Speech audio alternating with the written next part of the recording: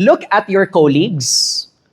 People have different learning styles. Some people are auditory learners. I listen best when I'm doing one-on-one conversation. I listen to a podcast. I make a phone call. Some people are visual learners. I cannot stand it personally if you make me listen to a town hall meeting for 2 hours without a single slide.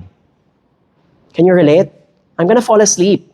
And I take it as your responsibility to also get my attention because life is short.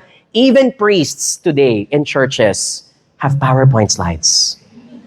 Notice that. And that's because that's the only best way to engage. Churches today are stepping up their audio because hindi na uso ngayon ang may echo. Right? Before, it's not a church if there is no echo. Right? But they're stepping up their game because they understand that they have to get people's attention. Third, we have what they call as kinesthetic learning. Kinesthetic learning in psychology is, if you're asking me to use a new software, I cannot afford to just read the training manual. What do I need? I need to do? That's right. I need to touch the buttons. I need to make mistakes. I need to start all over again. And in order for me to learn it, it has to be tactile. In teamwork and collaboration, let's say you're happy to be a project lead and you're supervising a meeting. Please, before you arrange that meeting, consider the interest of your teammates and what type of learning do they fall into.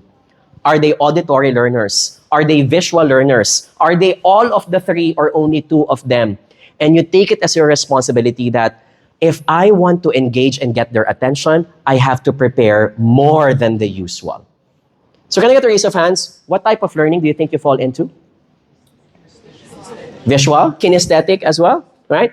In finance, you have to be a kinesthetic learner. You can't just give me a set of screenshots of spreadsheet. I have to press. Have you ever learned how to use VLOOKUP? You can't do that using a training manual. You have to make mistakes. Pivoting a data table on spreadsheet requires kinesthetic learning, right? So part of teamwork and collaboration is to assume that your rice cooker might be different from my rice cooker. And I will not impose the buttons of my rice cooker to your rice cooker either.